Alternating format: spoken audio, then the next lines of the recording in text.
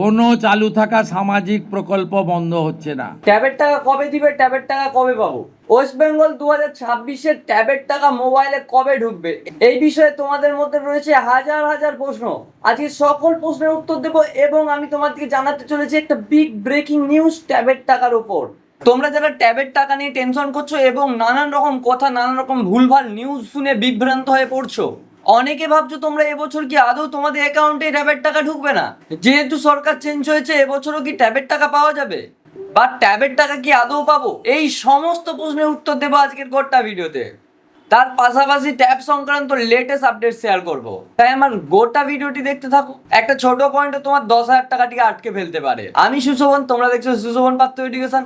এই জাতীয় education video latest update পাওয়ার জন্য আমার চ্যানেলটিকে সাবস্ক্রাইব করো ও পাশে থাকা বেল আইকনটি দাবিয়ে অল করে দাও, যাতে একটা ভিডিও না মিস। আর এই ভিডিওটা তোমার সেই সকল বন্ধুর দিকে বেশি বেশি করে শেয়ার করো যারা মাধ্যমিক এক্সাম দেওয়ার পর ট্যাবের টাকার জন্য ওয়েট করছে।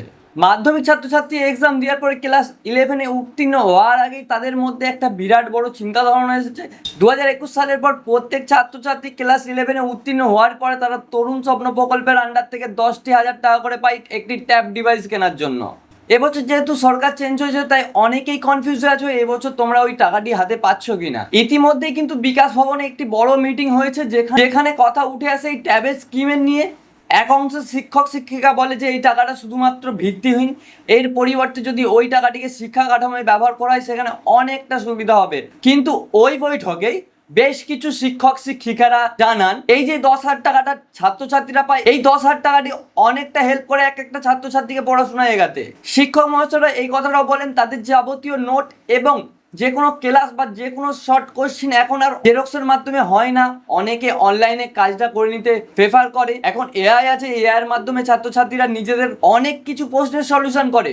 সবাই কিন্তু শুধুমাত্র রিলস ফেসবুক নিয়েই পড়ে থাকে না। এই দুমত শিক্ষককে নিয়ে ওই বৈঠকে একটি জটিল পরিস্থিতি হয়। ওখানে কিন্তু এই কথাটা উঠে এসে যে অনেক ছাত্রছাত্রীরা আছে ক্লাস 11-এ ওঠার পর ট্যাবের টাকাটা নিয়ে কেটে পড়ে আর স্কুল আসে না। আবার অনেক ছাত্রছাত্রী এই যুগে একটা স্মার্টফোন কেনার মতন ক্ষমতা থাকে না, তারা ওই 10,000 টাকা পেয়ে কিছু টাকা হয়তো অ্যাড করে তারা একটা ভালো স্মার্টফোন কেনে। এবার ওইখানে অনেক কথায় উঠে আসে, সেখান থেকে রাজ্য সরকার ডিসিশন নেয় যে এই বিষয় নিয়ে তারা ভেবে দেখবে। এখনো কোনো স্পষ্টভাবে বলা হয়নি যে তোমাদের ট্যাবের টাকাটি বন্ধ হয়ে যাবে। প্রথমত মুখ্যমন্ত্রী বলেইছিল রাজ্যে চালু থাকা যে কোনো প্রকল্প তারা বন্ধ করছে না, তো তাই তোমরা একদমই টেনশন করো না, এবছর তোমরা এত সমস্যার মধ্যেও টাকা পেতে চলেছো 10,000 টাকা করে। যেহেতু মুখ্যমন্ত্রী জানিয়েছেন যে রাজ্যে চালু থাকা সকল প্রকল্পই তারা কন্টিনিউ করবে, কোনো প্রকল্প বন্ধ করছে না, তাই একদমই টেনশন করো না। সেই মতে তোমাদের কিন্তু ট্যাবের টাকাটিও চালু থাকার কথা। এবার তোমাদেরকে বলে রাখি এই মুহূর্তে কিন্তু কোনো সরকারি প্রকল্পই বন্ধ করে দেওয়া হয়নি, যেহেতু তিনি বলেছেন সকল প্রকল্পগুলোই চালু থাকবে। সেই জন্য বলে রাখছি তোমরা কিন্তু সকলেই ট্যাবের টাকা পেতে চলেছো। এবার কথা হচ্ছে যদি সবকিছু ঠিকঠাক থাকে তোমরা কিন্তু তাহলে পুজোর আগেই কিন্তু তোমরা তোমাদের মোবাইল কিনা বা ট্যাবের টাকাটি পেতে পারো, এরকম আপডেটও কিন্তু উঠে আসছে। চালু থাকা কোনো সামাজিক প্রকল্পই বন্ধ হচ্ছে না। কোনো চালু থাকা সামাজিক প্রকল্প বন্ধ হচ্ছে না। কোনো সামাজিক চালু থাকা প্রকল্প, এটা আমরা আমাদের কর্মসূচি মানে প্রচারকালীনও বলেছি।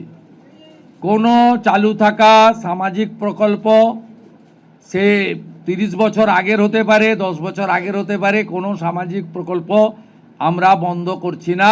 চালু থাকা কোনো সামাজিক কল্যাণকর কর্মসূচি বন্ধ এই সরকার করছে না, কিন্তু ট্রান্সপারেন্ট স্বচ্ছতার সঙ্গে সেগুলো হবে। মুখ্যমন্ত্রী জানিয়েছেন।